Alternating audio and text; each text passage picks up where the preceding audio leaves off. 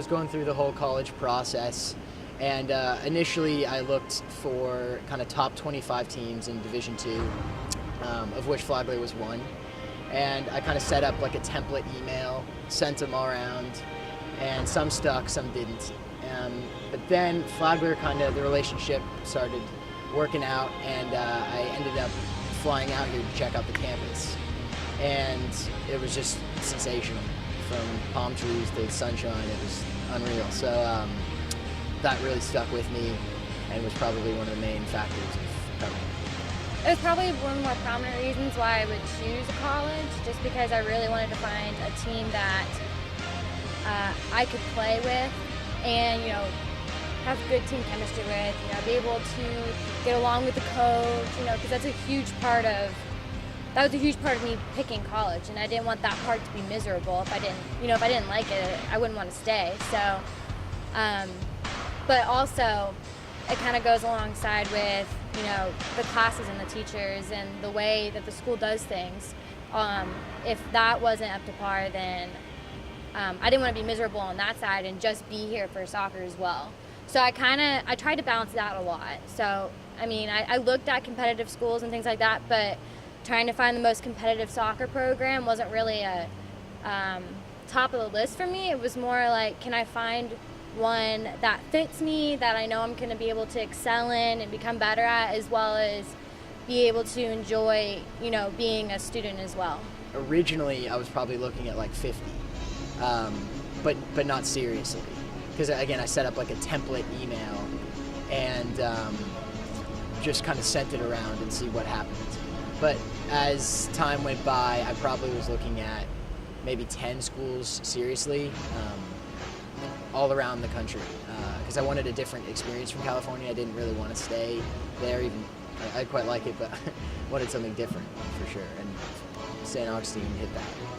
I wasn't completely serious about 50 or 60 of them, but for starters, it was, I was looking at 5 or 6 states, and so I was looking at a lot of schools within those states, not just at D2, but like D3, NAIA, D1. And I was trying to find, schools that were also around where I lived at least. Really proud, to be honest, because people back home in California definitely haven't heard of Flagler, at least the large majority of them. It's kind of like, where do you go? But with good press like that, it's really nice to hear, especially so hard to get into schools, especially in Flagler. So when you get good press like that, it's definitely comforting. I feel a lot of pride, because I feel like for a lot of smaller schools, it's tough to stand out, especially. I feel like the destination really helps with that, and like the weather and, the persona that, it's Florida, it's, nice weather, it's like beautiful city. There's a lot of history to it, which I think adds to it as well.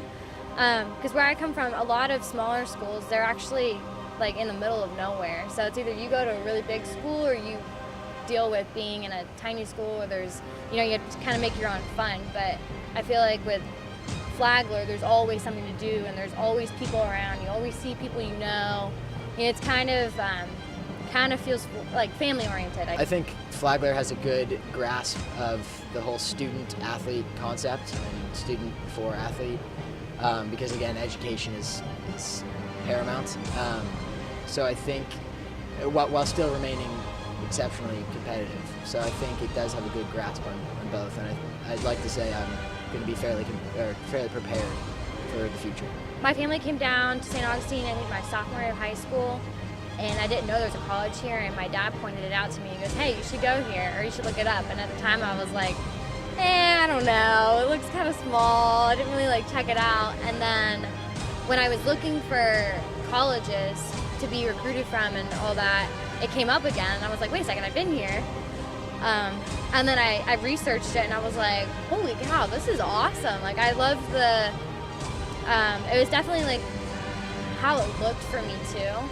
Because what they see is oh my gosh, that's like a castle, concepts, you look like you live in Hogwarts. Yeah, I definitely want to keep my future open. I don't want to just say I want to go do this one thing and force myself under to a path. But if I had to say something, practically, I'd probably go into the law field somewhere, whether a trial attorney or something like that. I'm not totally sure, but I was kind of thinking about going into like the production side or like being a producer more so than going into like written journalism, just because I feel like that's kind of dying out a little bit. But that's just more of an idea. I don't want to say that that's exactly what I'm gonna do, but that's kind of the direction I'm headed in. But also, I was thinking about even not living in the country anymore, like going to live in a different country just because I can. So I don't know. It's pretty open, but I have a few ideas about what I want to do, but they're not concrete. I've got this kind of cool dream.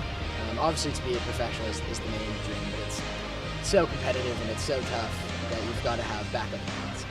But I sort of see myself after graduating going around to teams in America. Under divisions, probably under the MLS is more realistic. And spending a week trialing at each place, so I get a bit of travel and see the country while simultaneously playing. So I think that'd just be an amazing experience. Whether or not that's actually going to happen, I don't know, but it's certainly a dream of mine.